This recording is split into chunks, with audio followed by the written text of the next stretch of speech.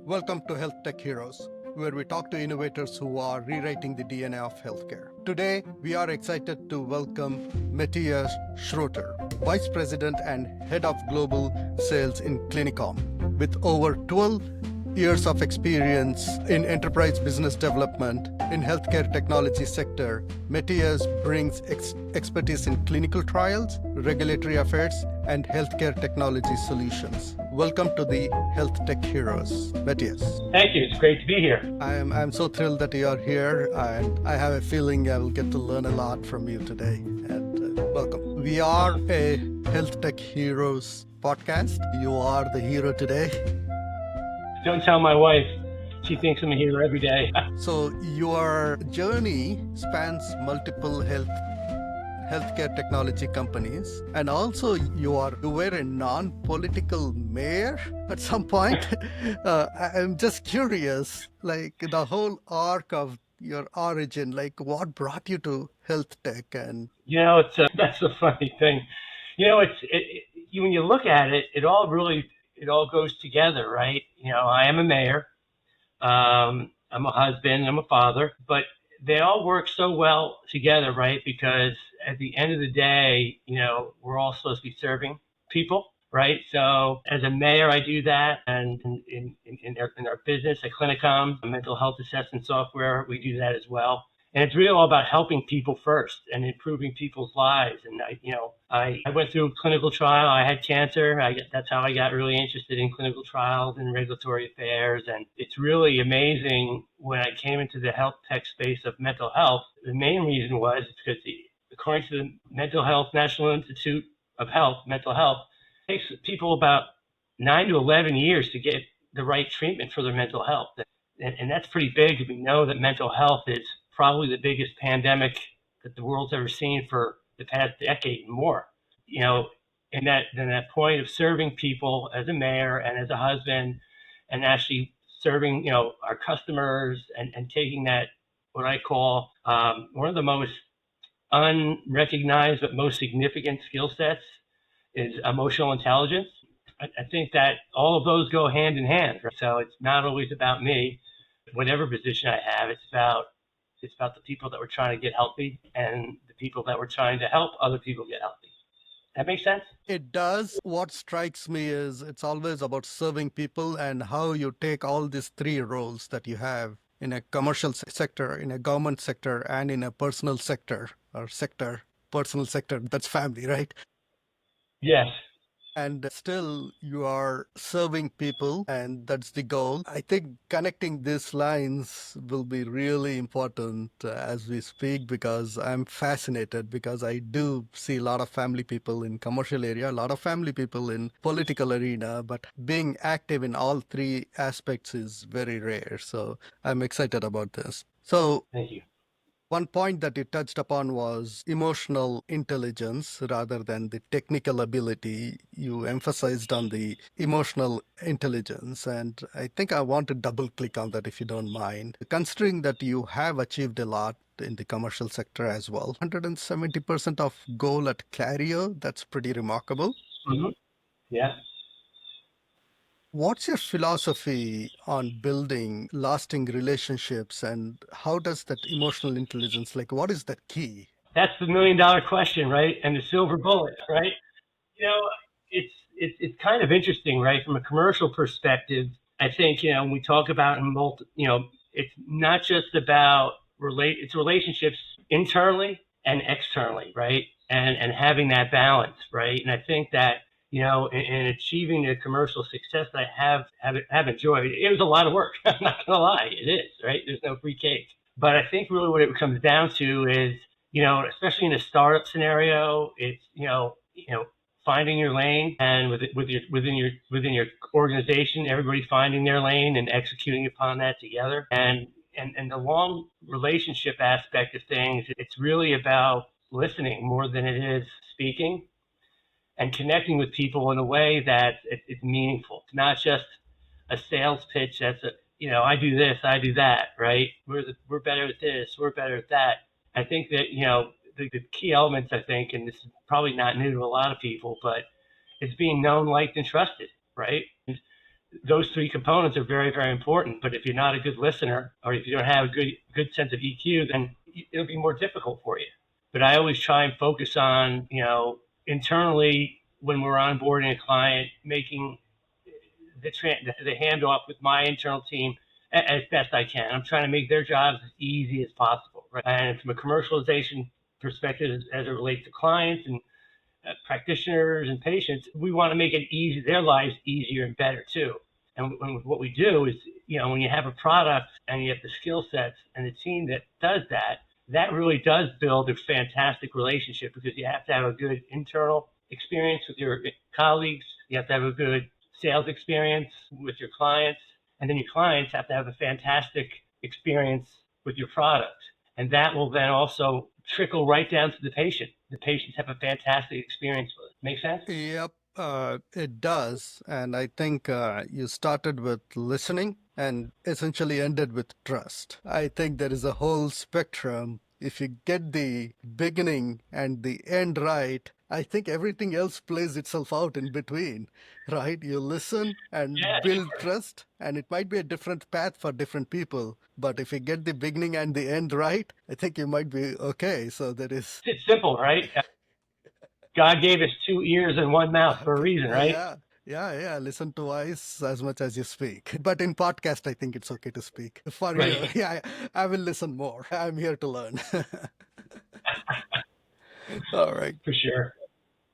So the next question is, as a person, as a contributor, you have contributed a lot and you have seen that I'm serving people, but I think I want to flip this question a little bit. But you have been a great leader as well. So, and who has achieved quite a lot, and you also have experience in clinical trials, in regulatory affairs, and you have had experience as right now in sales and as a leader in many aspects, and as a mayor too. So, what is the key advice you will give to your leadership style? Like, hey, what is that thing that most leaders miss and that you think is a non negotiable factor to be a good leader? I think that's, it's so interesting, right? Because, having a leadership role for a lot of folks means that do what I say, right? Do what I say. But I like to lead from the front, right? And I think that's vehemently important.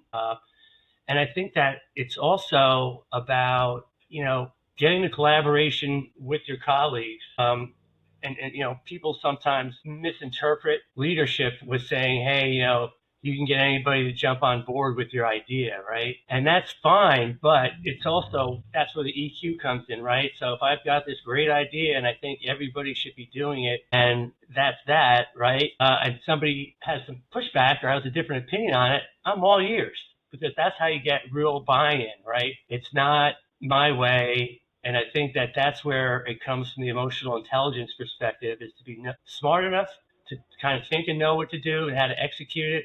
But it's also being humble and how do I say this, enough to say, hey, you know what? Your idea sounds great.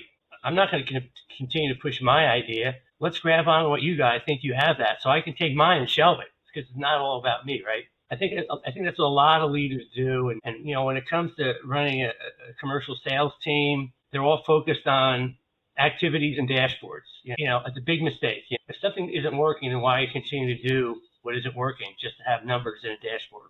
And just focus on what works, right? And focus on what works, and then execute more upon that. I don't want somebody sending out 150 emails, not getting any answer. It's like, okay, let's focus on getting responses to, let's tighten it up, and knowing how to pivot well, because the cliche says you can't get back time, especially for a startup. You can't get back time, so you really got to know when to pivot from a leadership perspective, which is something that every good salesperson, and like I have in the past and now do, is know when to pivot and adapt. And there are two parts to this. I think non-negotiables, as you're saying, is basically how you treat your people. Listen to them. Don't get married to an idea. Go for what is the best and know when to listen and adapt what the employees are saying. That's a good sign of leadership maturity. And the second part I think you're saying is just be ready to pivot if something is not working. Just don't be married to that idea.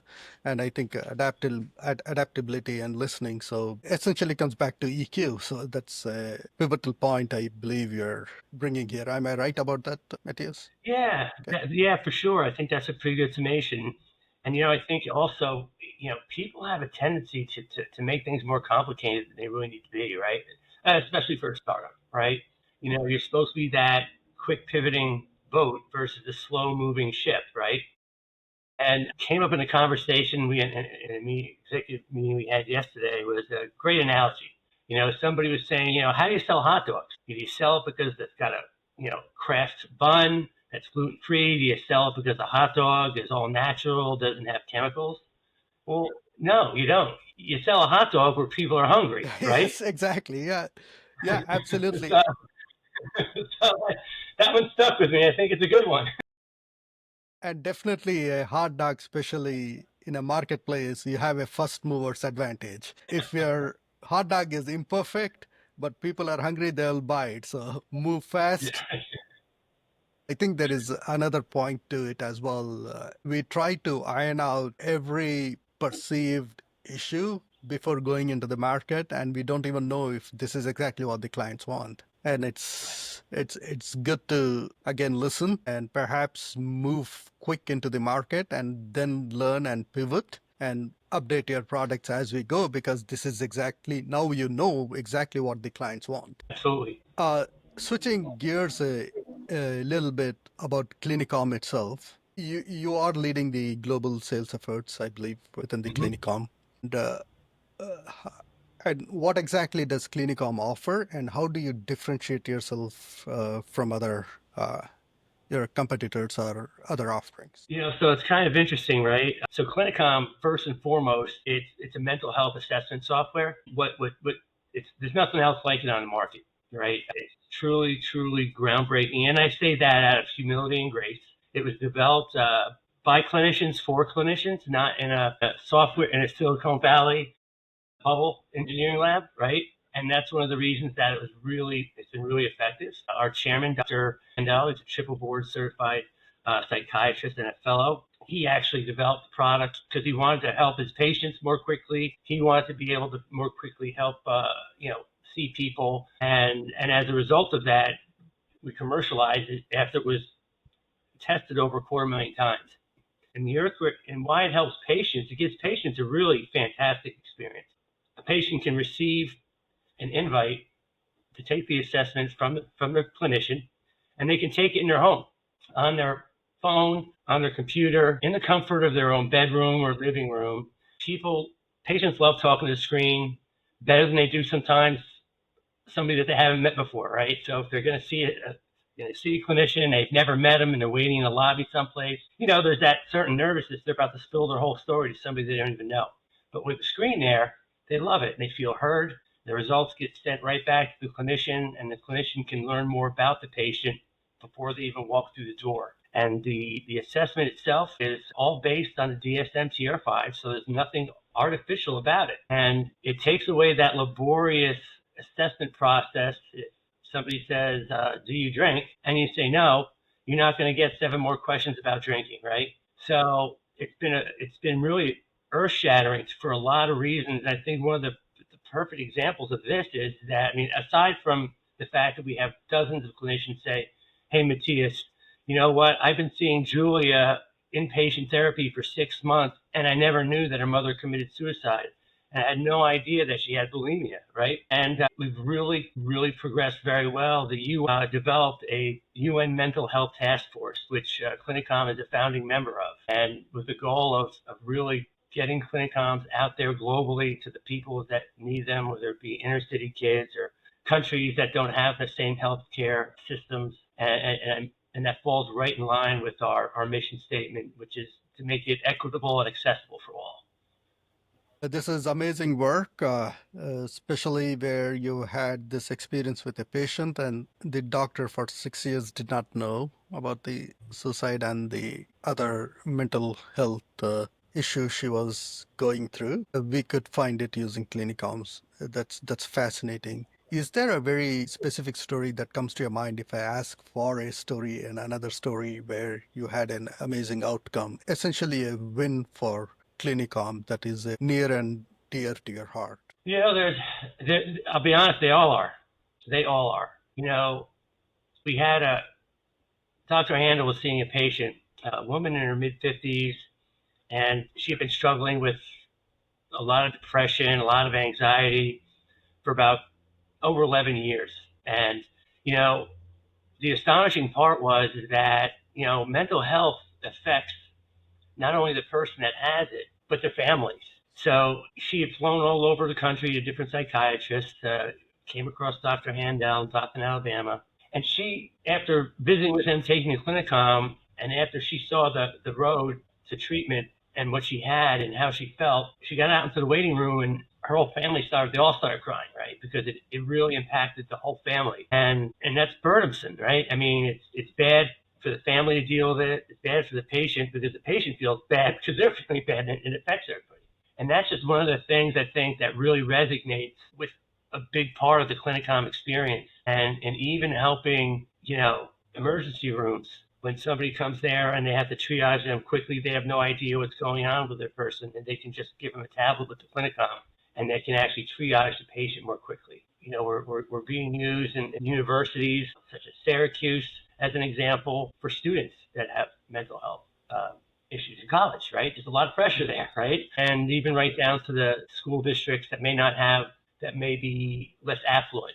So these are the kind of things that we're really working on every day. In addition with bringing on, you know, clinics on board and people, it's just amazing to be able to help in so many ways, right? The clinician and the patient, and that's a win-win, right? 100%, and especially for the patient and the and yes, you said there is equitability in the previous answer that almost everyone can have access to it. If you think about a student in a university, they're too far from getting any type of help. But if you're able to provide it on their computer, on their phone, it's pretty fascinating how this can change things. And also, I believe there's one sentence during your introduction you mentioned.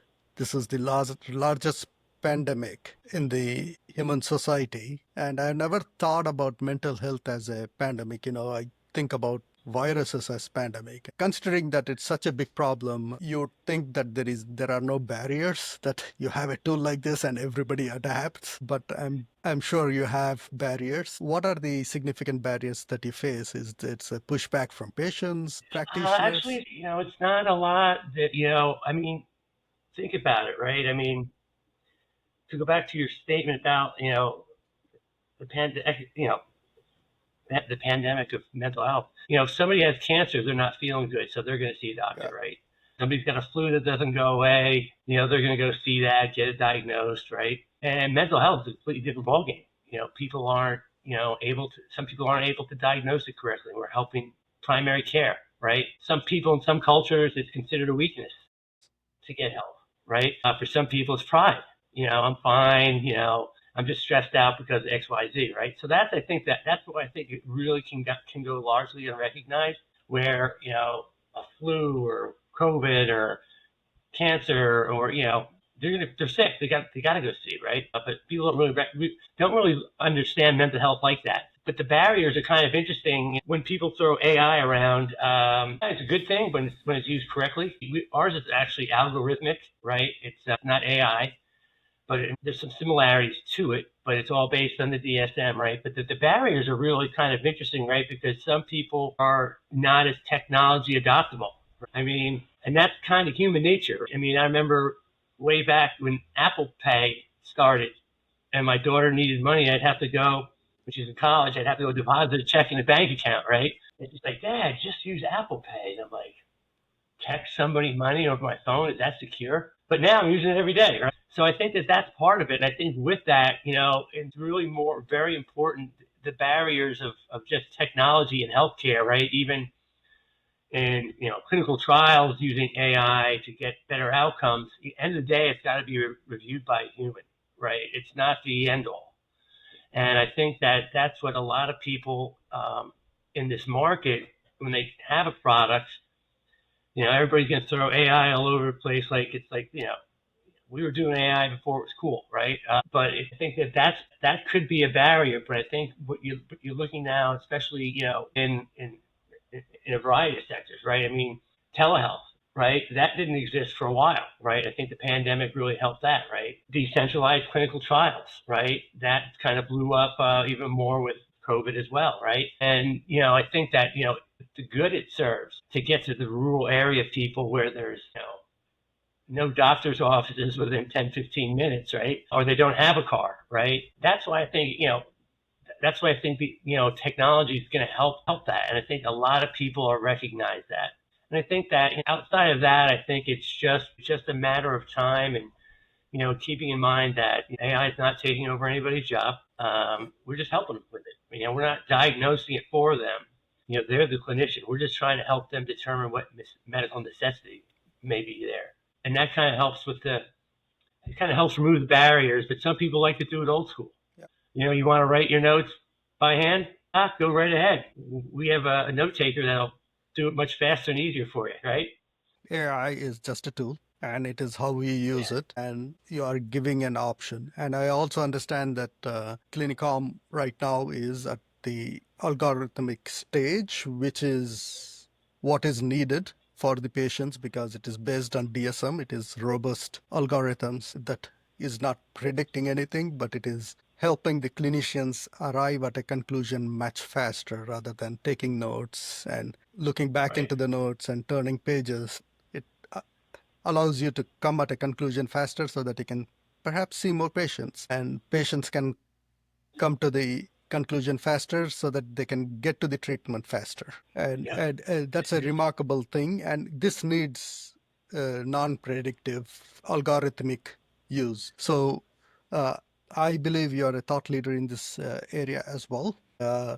My question for you is, as the technology is evolving, you will have a lot more tools that you can apply for Clinicom. What is the next stage from, say, from 3 to 5 years? Do you think Clinicom bringing in some predictive models carefully? It's a tool, we have to use it carefully into Clinicom. And where do you see Clinicom being, like, say, or Clinicom or something similar, like a diagnostic, mental health diagnostic or other diagnostic tools going from now in like 5 years? Where do you think it's going to land? I think that, right now, from a tool perspective, I think we're really on top of the market with that, right? From that perspective, I think for us, we've had some conversations, and I'm, not the chairman of the board, but we've really kind of talked about a lot of interesting things, like how do you make it accessible on a consumer level, right? So that somebody, if they think they're having a problem, they can take some kind of consumer-based Clinicom and then go see a doctor, right? To get it into their hands quicker. Like Apple has Apple Health or whatever, like as well, right? But yeah, I think that's something that we're definitely thinking about. I think that really makes some sense. Again, it's 3 to 5 years for sure, but we focus on doing things right the first time, right? So let's focus on what we're doing right now, becoming better and better at it. And I think that's like what I always would recommend to a lot of healthcare startups. A good friend of mine had said, focus on doing one thing right at a time, not 7 things half baked, right? I think that's very valid advice and very true. But I think from a 3 to 5 year perspective, like we're going to be more and more prevalent. We're in 13 different countries already and growing day by day, and it's exciting. And yeah, I mean it's great because our product is outstanding, but we always are keeping a pulse on what our clinicians are saying about it and thinking about it, and our patients. So it's not something that we do in our own bubble, right? I think that's really important. As the health tech companies are emerging and there is so much technology, what would be your unconventional advice for, say, new entrepreneurs or leaders or startups that you can give, especially when it comes to healthcare, health tech, diagnosis, and just in this space where it is really important we get things right and we act responsibly? What would be your unconventional advice, Matthias? I would say really it's about finding that gap that you fill, and going a mile deep on it. Right? So it doesn't have to be a mile a mile wide. As we say internally sometimes, like, I want to find that 3-inch hole and I want to go down a mile and conquer that, and then move on to the next. Get your revenue going, build it that way, and then diversification of your sales portfolio, your pipeline, right? Everybody wants money now. Everybody wants money quick, right? Right? Who doesn't? Sales guys, how about it? It's how I feed my family, right? But I think it's also, from a long-term perspective, you got to realize that the bigger ones are, the larger the deals get, the slower they're going to move, the more red tape there's going to be. But again, just find like the hot dog analogy, right? How do I sell a hot dog? Where people are hungry. Okay, I'm going there, right? So, and don't be afraid to, you're going to fumble around a little bit. It's not going to be a light bulb that goes off in your head, right? You're going to have to find your way a little bit, but just try and be smart about it. And, collaborate with, anyone you can. If you have a team of people that you work with in your company, great. Collaborate there. Look at the market and what other people are doing. Talk to the people that you think you're going to sell it to. Have a focus group. Hey, how valuable would this be, or how could it be improved?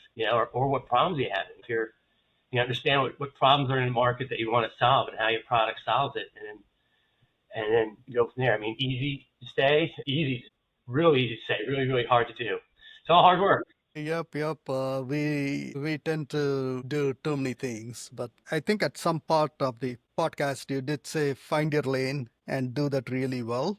I think it's similar, but as an entrepreneur, you just get deeper and deeper and deeper, and make sure that all those hungry people are fed with the hot dog. Yep. Just capture all that hunger market. It's kind of like a short order chef. You got eggs over here, you got bacon over here, you got home fries, you got pancakes, you got all going on, right? So, and it's kind of part of the deal, that is. But, wonderful. I don't know. Now you're making me hungry.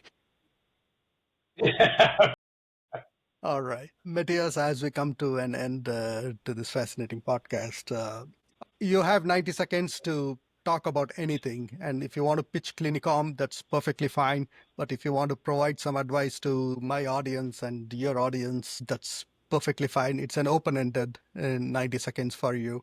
But it does not have to be 90 seconds. If you take 3 minutes, that's perfectly fine too. Okay.